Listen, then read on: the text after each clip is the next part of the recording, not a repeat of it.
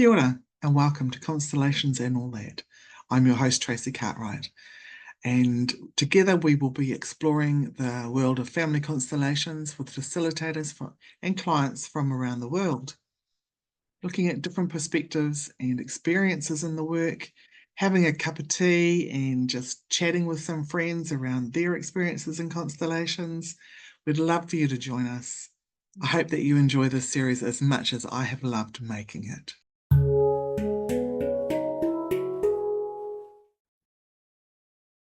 Kia ora everyone, and welcome to Constellations and All That. I'm so pleased to be introducing my friend and colleague, Karena Coller. As you all know who've been listening to this, I am not the best with names. It's not my superpower, but I do find it really important to get people's names right. And that's a little bit of, just a little of something from my own history of my name not always being spelt right. So anyway, that's a lot Karena. of people put an I into collar to make Collier. It's written like that a lot and spoken like that a lot. So you're not the only one. Welcome. And I'd love for you to introduce yourself a little bit and share with the listeners and the viewers whatever comes to mind for you. Sure.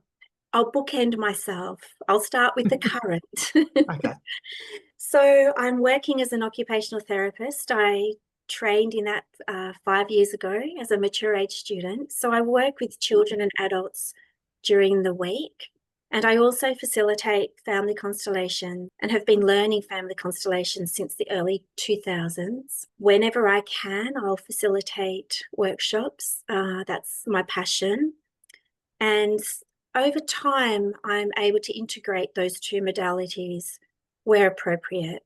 And I found it very, very helpful. I found family constellations extremely helpful in all of my previous work. I'm married with 4 children, adult children, 2 grandchildren. And to bookend at the beginning, I was born in the UK in Bristol and immigrated over 68, 69, arriving in Melbourne and going to Adelaide first. And then my family and I moved across states through Victoria and settled in Melbourne.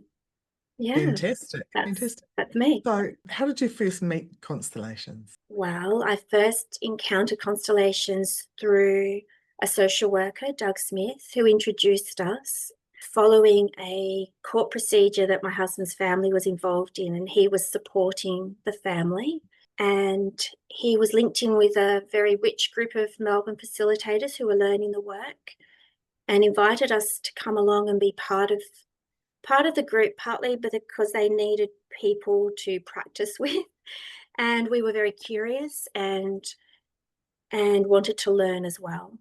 So through seeing many, many, many constellations, and particularly my husband's, I thought, oh, this rings true. There's something very special about this. I can be a talker, I can chat, but generally in public, I'll be quite quiet. And I found that the work was quiet and you could tap into what was going on more energetically So I found family constellations to be a very beautiful heart space where we could attune to what was really going on for us. We could lose the stories, lose the narrative, in so much as what we could see and feel was seen and felt. And it was remarkable to see representations of family members and particularly to note in a non-judgmental way that this is the dynamics. It wasn't always about the stories that we'd heard, but this is the dynamics at play. And there was something about the truthfulness and the honesty of the dynamics, the energetic dynamics, that allowed us to see that there's more to each of us, and we're connected in a way that is, we don't always see it. It's often invisible. And when we've been hurt, we hide love. We hide the love in us. So this modality allows us to see, where is that hurt? Where is the entanglement? Where did the stories cover up what was really love? And out of love, how do we respond to one another? So I went to many, many constellations as I could, lots of different facilitators. and eventually did my own as well. That helped me to see what is my place in my family system, particularly immigrating. There's a beautiful heart connection, which I always felt as a sadness and a grief to not be with my family. And the heart connection was very, very strong. And I think that laid the groundwork for me to understand that we can have such a strong connection to people we don't see, we don't hear, we may not even know. Yeah. And it wasn't until 2017 that I went back to see my family and did a 3-week trip and stayed with people I'd never met. And the connection was there. It was so It's amazing. strong. Yeah. It just affirms for me there's so much beauty in it's like a garden. There's just so much beauty in the way that our families are formed and made to be when we leave them alone a little bit and allow what's naturally there to fill us up. I did Yeah. it on the weekend. So years ago, when I very first met Constellations, and I had done a piece with my family system, and we were all representatives for all my family system were up, as in my parents, my brothers, my sister, and I, and then the two that were missing from my family system, Yeah. which made us feel whole. And then the Maria asked for an example. She wanted to do a family that was over 4 children, and most people in Yeah. the room had 2 or 3. And Yes. I Yes. had a system of 6 children. So we put it Yes. up in the field. Seeing it from this angle after all of these years of working and Yeah. all the healing that's been done, oh, it was so beautiful and so touching. Right. And Yeah. just giving the boys their place in the first place, because it went dad, mum, my eldest brother, next brother, and then there were the 2 boys that Mm. didn't fully come through to this side, and then my sister and I, and it Yeah. was just so different. And you talked about not knowing someone in that connection. Well, Mm. with the 2 people that were represented for my brothers, I mean, I felt like, and I do know that I've known them forever. Yeah. But Yeah. it was just so touching. And yeah, this work really makes us aware of that we are aware of all of the things that we don't see with our human Mm. eye, right? Which is Yeah.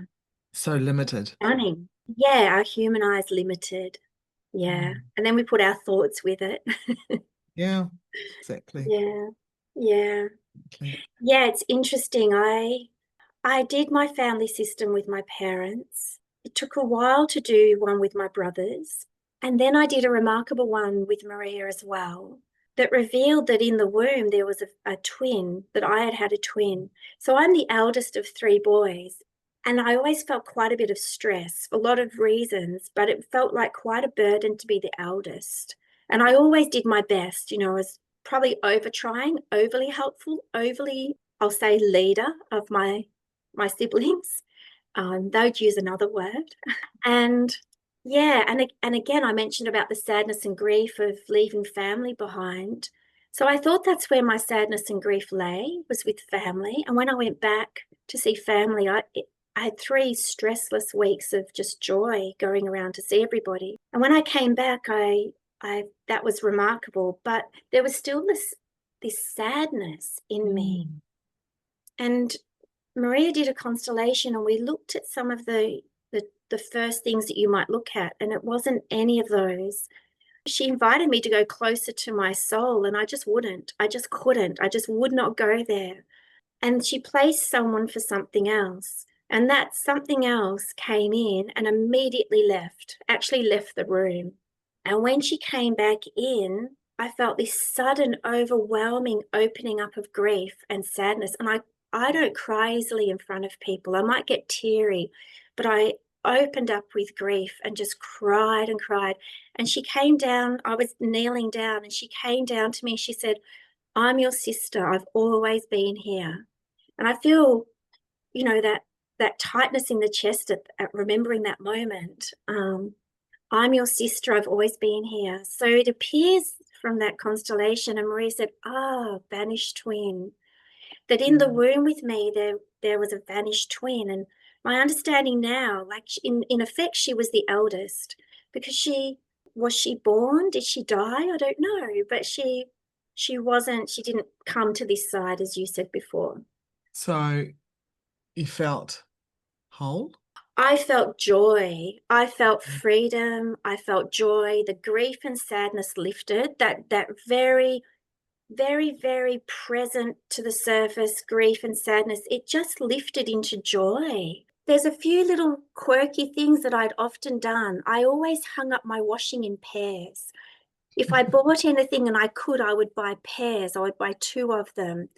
I Mm. used to beg my mum to get one of those Maya statues, mannequins to put in my room Mannequins, to wear yeah. my clothes. I there's a few little things like that that I look back, and you can read about womb twin survivors, and especially with the advent of IVF and our knowledge now. And Mm. midwives have always had this knowledge.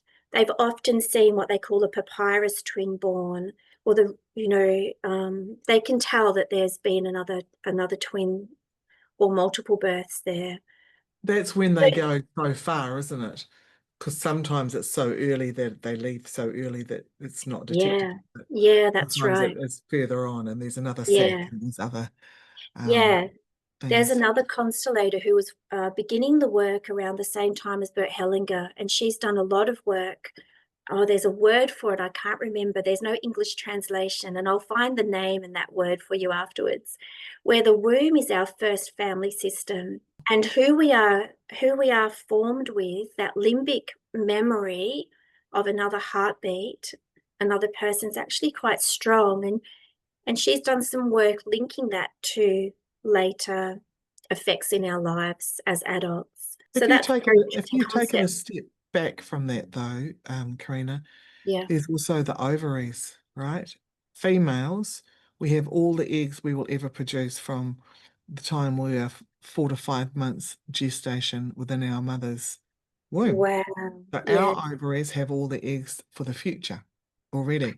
So Yes. 50% of us is already with our brothers and sisters and all of those who do not get fertilized. Yes. So So true. yeah, take that one back a minute. So true. Take that one in. That gives another meaning to we're all connected. Yeah, It yeah. really does. And it's funny, as humans, we need this knowledge to keep us exploring and searching and affirming parts of our felt sense, I guess. Mm, It's mm, exciting to learn. yeah. Yeah, yeah, that's very interesting. So I found that the sadness and grief lifted, it's never come back. Obviously I feel normal day-to-day sadness and grief over something big, but Yeah. not that pervasive sense. Although having said that, we just did a constellation at one of the Yansky ones, and someone representing my soul said there's this sadness. And Tony has come back from overseas where he was talking to San Gomez, who said that people are called to do the work, and often there's a great sadness Mm, in their awareness. that resonates for me as well. Yeah. Yeah. So I did some work with Jan Martinego as well around acknowledging the twin, and she's had this similar experience. And so, yeah, it was very beautiful to discover that as part of my family system, to discover her. And not a surprise to me. I've been searching for that twin sister forever, Mm, asking my mum yeah. for a sister. Yeah. Where is she? Yeah. Yeah. Yeah. And the listeners will recognize this from the conversation that I had. Really felt called to do a conversation with myself around Yes. vanished twin. So that's Sure. perfect. It's perfect. Yeah. Yes. And it's surprising, isn't it? Or not, that how common it is when we start looking at numbers. Yeah. Right? And some people are energetically, emotionally aware of it, and others are not because of their coping strategies. Yeah. Yeah. Yeah. Yeah. So whether you're consciously Yeah. aware of it, you might be energetically and emotionally aware of it, but not consciously aware of it, haven't got there yet. So that would be the Yeah. easiest way to I, describe it. yeah. Well, I feel blessed to have lived my life to date with the experiences I've had of separation and closeness. A lot of time on my own as well. A lot of time, a few years growing up on a farm where I played around the farm and Mm. Few experiences there where I got a felt sense of being brave and wanting to understand more, wanting to feel more. Like there was a locust plague, and I stood out and wanted to feel what it was like to be in the locust plague and have all of that Wow. come to Okay. me. I used to make lots of tree houses and spent a lot of time in nature. And Yeah. I think that feeling of a child being brave to do something, to jump out of a tree or to make a raft and go on the flooded, swamp field that's next door, and to do those things as a child with the freedom that I had and the loving family that I was in gave me a real sense of bravery. And I think that helped me Mm. with sensitivity to navigate and want to navigate more deeply emotional work. Beautiful. When you're meeting someone, how Mhm. do you describe the work? Like, I know you talked a little bit earlier, but how would you Yeah, describe, are you just meeting someone at a coffee shop or something like that and yeah, or a barbecue? and barbecue. It's very hard to describe the work Mm. without, yeah, it's very difficult to just, firstly, I say it's very difficult to describe the work. It needs to be experienced. And we're very used to our cognitive abilities and our thinking abilities, and the desire to describe is quite strong. So it is good to assert that our felt experience is also quite valid. So to experience the work is the best way to understand the work. But I would describe it as a therapeutic modality that helps us to move beyond the stories and the narratives that Mm. we've been handed down or that we've created ourselves, Yeah. and to understand more about the energetic dynamics that are affecting the relationships within our families, and to be able to accept with respect what is. And what is something I puzzled over for a long time. So to be able to understand that, for instance, I might give an example, like, for instance, the story that a man abandoned his family when he went out to sea because he liked to go and work out at sea could be very different when that man is represented who says, I missed you. I missed all of you. And I wanted to be with you, but I had to go away and work. And it could be similar for a war experience. So Mm. I try to give uh, an example that is relatable. So do you have any favorite facilitators? I have many facilitators who I have access to. I'm very, very lucky, and each one offers something different. I think coming from a nursing background and being aware of our symptoms, and often that's what we will go to seek support for or seek health is our symptoms. I really love learning from Stefan Hausner, and I've joined a couple of his online learning circles in the last couple of years. I like how he sits and he pauses and waits and listens to the person, and he sort of moves through what is initially coming up to what is more deeply coming up. And I think he's explained how his homeopathy background has taught him that you don't need to treat everything. You just need to treat something, some one thing, and I hope I'm representing this properly. Begin the healing process in the body with what is most important, what is most coming up. So Mm. he applies that to his constellations as well. Treat one thing that is coming up. And then it's like the body, your own body, or the family system body, then is supported to begin the healing process, and the healing process can unfold.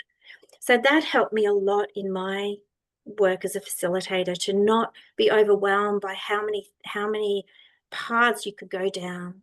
Yeah, Jan Martinego has taught me a sensitivity to the work and pause and wait. She works very beautifully, doesn't need to explain everything that's happening, and tunes in very, very well. Hanya Gorski taught me to pause and wait as well, and to ask the questions that need to be asked, and to be brave to look at what is difficult to look at. Maria taught me to have a voice. So the year that I did training with her, she very much helped me to speak up and to use my voice. And Yes, because she yells out, speak up. and even when I went back to uni, I mean, I've come to a lot of learning later in life, even though I've been immersed in constellations for a long time. That immersive learning, Mm, I'll come back to that, the voice in a minute. The immersive learning with Karen Tweedy and Dean Mason, who do organizational constellations, I learned so much from them. I learned so much from Doug Smith, who always encouraged me.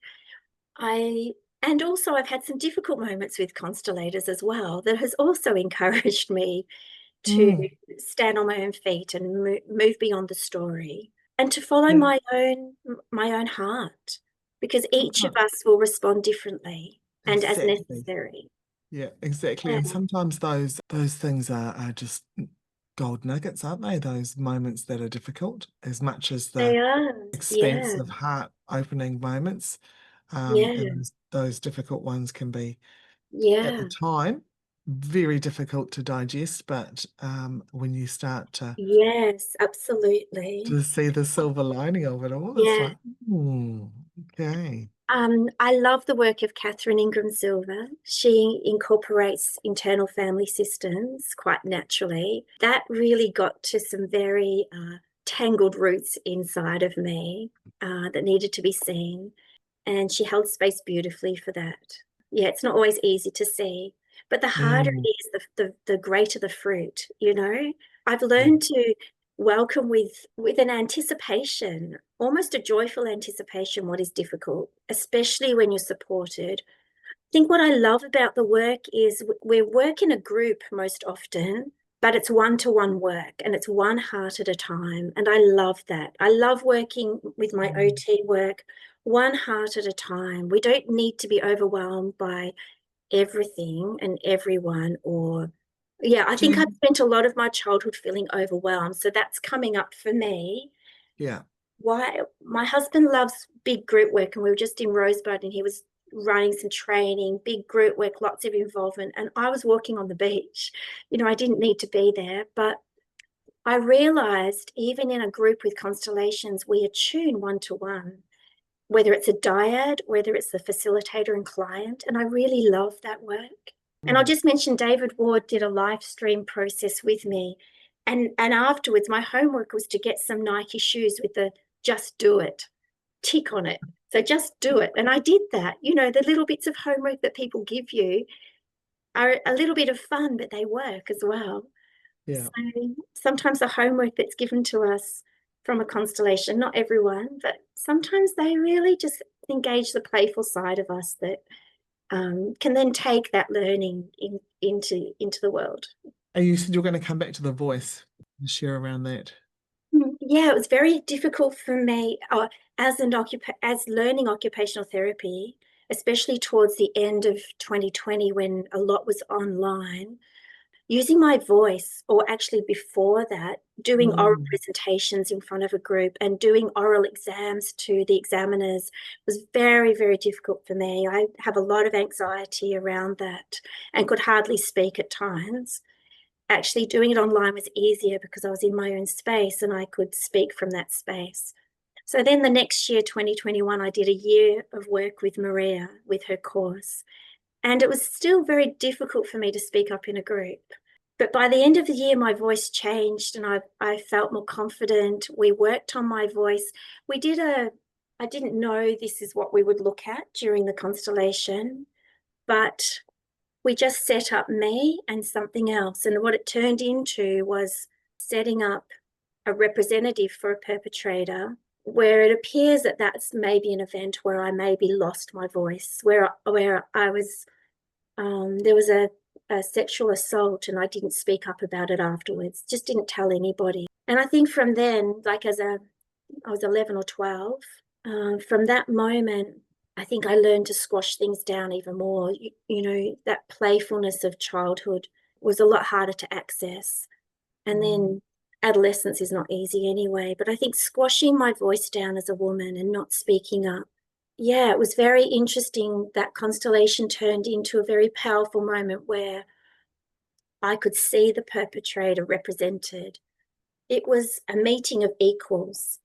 And yeah, it's very hard to describe that moment, but just eyeballing that person And then slowly, I'm not sure which one of us, we sort of knelt down and we just went down onto the ground and then back up again. And that was a very powerful moment.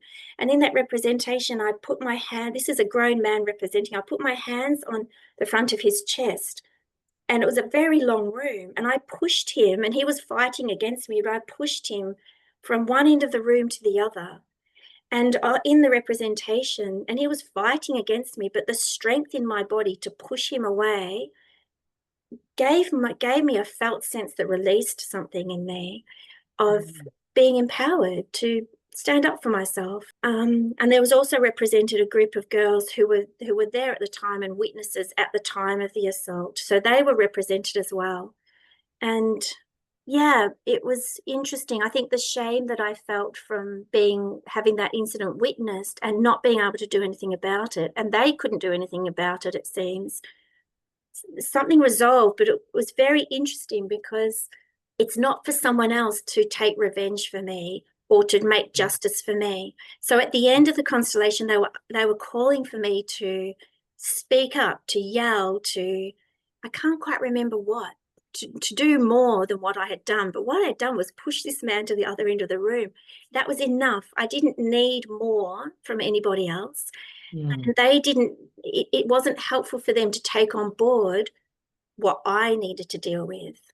So that was a really interesting moment as well. Beautiful.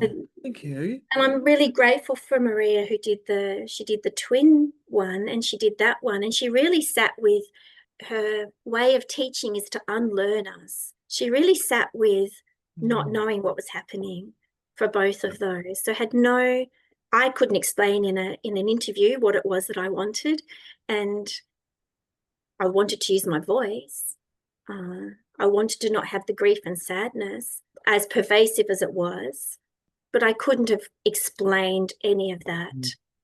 But we accessed it through constellations, and I felt freedom after that. And between the beginning of the year to the end of the year, I could use my voice more clearly. People could hear me across the room. And that's really significant for a woman, I think. Absolutely. And you don't have to rage, right? You don't have to Don't have to rage and yell rage. and Yeah. scream. Although sometimes that feels really good. Yeah, I And recently did a day on women's anger, which was held in Warragul. And it wasn't a constellation day, but it was a group of women. I was reluctant to go because of the rage. And I don't really want to get caught up in that rage. But it was the most beautiful, nurturing, nourishing day of acknowledging that anger within us. Anybody, it didn't have to be women, but it happened to be a group of women. It was so nourishing and nurturing and such a beautiful way to approach, because anger is a catalyst, isn't it? We don't want to stay in there, but it helps us. Yeah. yeah, it can be very helpful sometimes to have that anger like the fire underneath you. But Yes. unless it's driving the bus constantly, then that's not so helpful. Yeah. Yeah. And it Now, becomes strength. Yeah. That yeah, anger deep within us becomes a strength, a very calm, good strength. Yeah. yeah, it's when we push it down to being so that it doesn't have a place, right? Yes. And going back to favorite facilitators, I should mention Tony. We love working together. We're very, very different. We spark each other in different ways. We'll affirm one another, we'll pull each other up, we'll mirror one another. So I do love working with Tony as well. Fantastic. Well, that leads into my next question Sure. or comment was around your book that you and Tony have created. This amazing book together. Such a Yes, fantastic tool. there it is. There it So is. my video is not mirrored, but it's a guide to family systemic constellations, a day in the life of a workshop. That was birthed from one of your earlier questions. How do you explain family constellations? So I had a conversation with a friend, Richard, who said to me he was willing to come and to be a representative, but he wanted to know more. Tell me exactly what happens. When I arrive, what do you do? What happens throughout the day? He wanted to know the practical things. And it was from that book that I thought, oh, okay, so maybe if people understand the flow of a workshop day, how we Yeah. sit in a circle, we have break, we take good care of ourselves with breaks, hydration, laughing, normal, like normal interactions, conversation, as well as sitting down in the circle and holding a deep compassion and witnessing for one another. So the book Yeah. was born out of that. So a I desire to highly recommend explain. it to anyone, Thank anyone you. that's listening and watching this. I shared it in Sydney a couple of months ago, and I think you had a few orders from there. I And did. the feedback actually when I was back this time was, wow, that book is really cool. So Great. Yeah, yeah, wonderful. it's great for people to be Yeah, able to understand constellations and what to expect at a workshop, and I think yeah, you give a few examples too, so of we your own do. experiences in Yeah. that. Our editor suggested that we explain them more, but we found that giving the examples briefly allowed the constellation style of sticking to the facts. It's a stronger way to describe something for constellations. But yeah, we Mm. go through what is a family constellation, a workshop, a good attitude to arrive with, the different roles of people at a workshop. The interview, we explain about emotions. My era, we didn't really know too much about emotions, so that's a big learning for me. So we explain that more clearly. Setting up a constellation, unfolding, resolution or non-resolution, and then some case studies. And then Mm. some of our own constellations as well as the principles of the 4 principles of constellation. And we've included my poetry and Tony's song lyrics in there as well. It was a 18-month, nearly 2-year process of writing. Writing happened quite quickly over a few weeks, and editing took a lot longer. I was going to say, did you find that you thought, how long did you think it was going to take you to how long it actually took? Well, we wrote the book in about 3 weeks. It came very clearly because we'd been living the experience of running workshops together. And our editor then edited what we had, and she said, "Oh, it should only take you a few days." So we thought to edit might take a few days. Well, it took another year. And we attended workshops and did our own work as well. And we found that each time we attended, we thought, oh, that's important, that needs to go in. So the editing process, we're much happier with the book that we have now than we published a year earlier. And our Fantastic. editor still edited the end product as well for us, which was So if great. someone wants to buy the book, how do they get in touch with you? So they can go onto my website, www.besidethesea.au, and they can order there.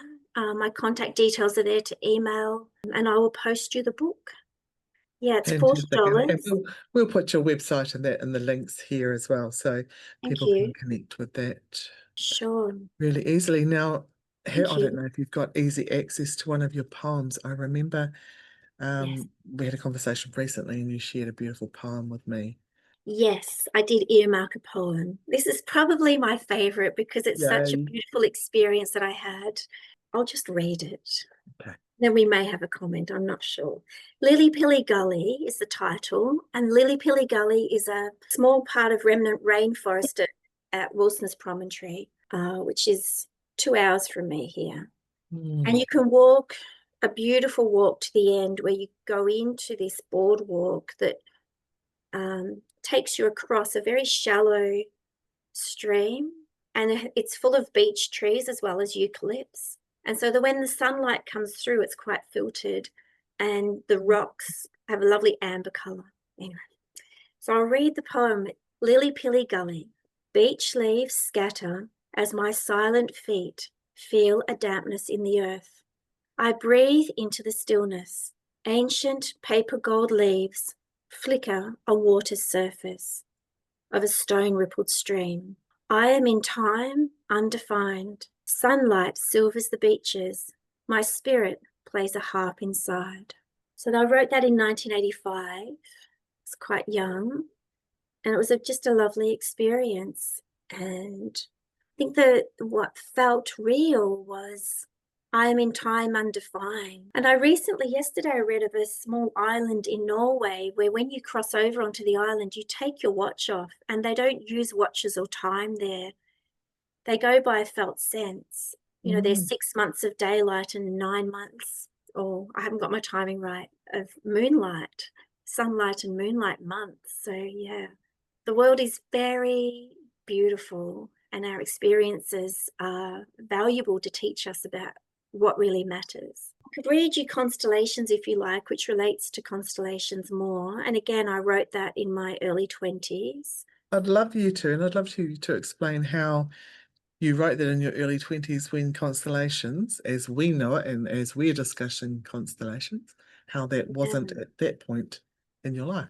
Yeah, well, there's something very timeless about what we know as constellations, and there's something very real and dynamic about them. And if they weren't that, they wouldn't be effective. Yeah. So we're relearning something that has been effective for a very, very long time.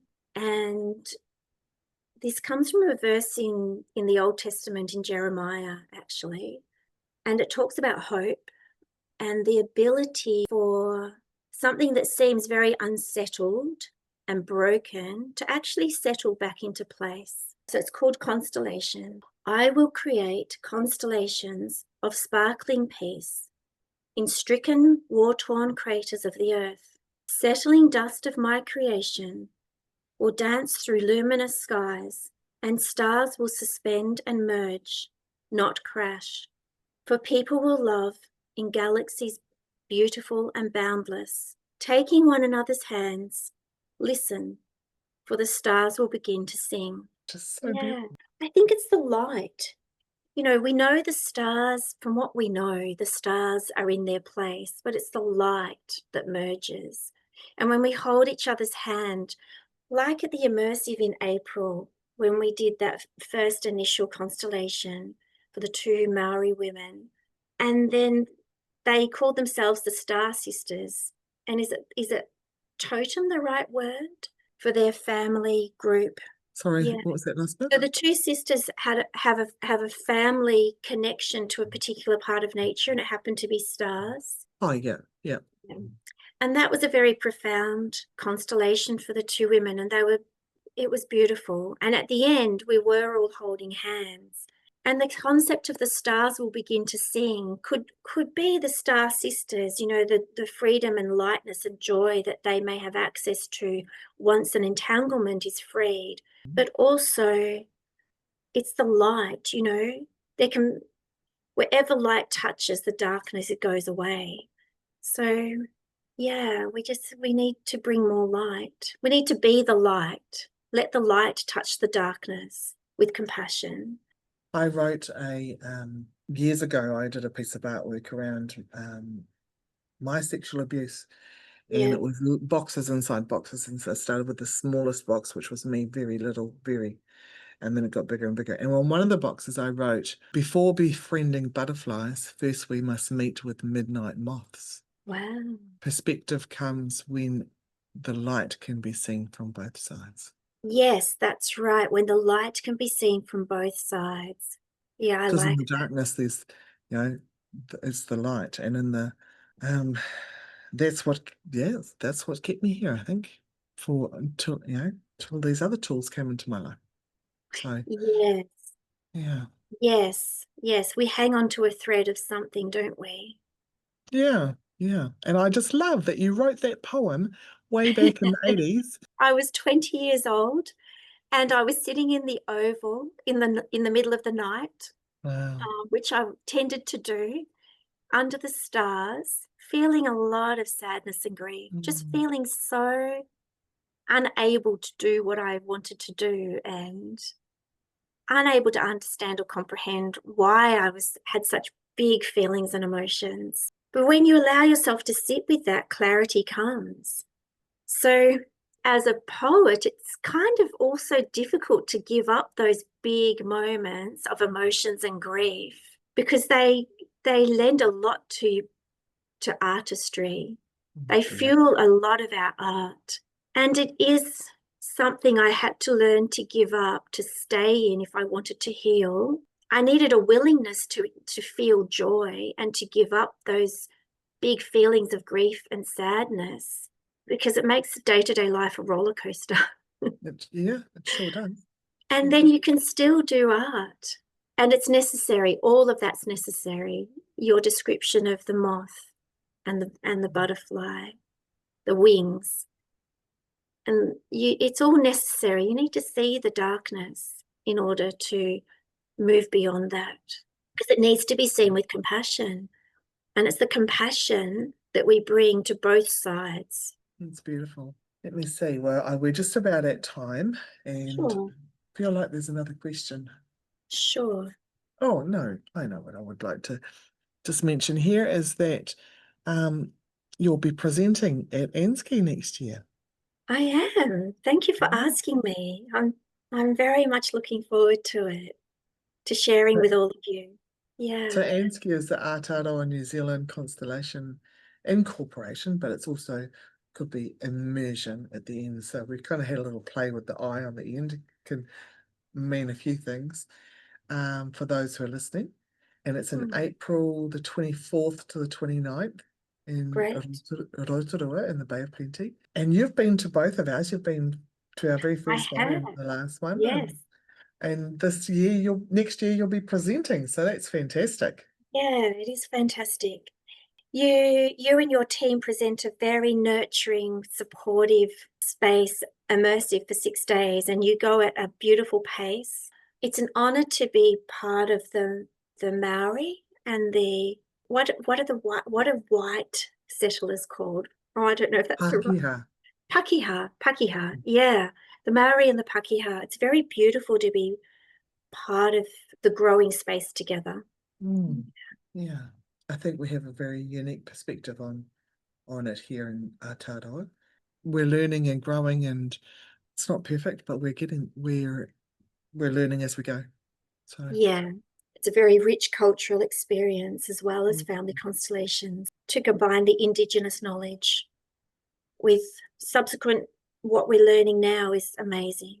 absolutely. Okay. Yeah, Well, thank you so much for coming on and being part of this you're welcome. conversation. And there's so You're much more that welcome. we could talk about, and we might have another conversation again in the Sure. future. Yeah, looking forward to sharing this and to seeing you again. Well, thank you, Mm, Tracy. It's a awesome. pleasure to talk with you. You're Always. welcome. See you again. Thank you for listening. Head over to Instagram and tell me what's resonated for you with this episode. You'll find me at tracy.cartwright. That's Tracy with no E, .cartwright. Or head over to my website, tracycartwright.co.nz, and receive a free audio with the gift from your ancestors. So until next time, be kind to yourself and have fun doing it.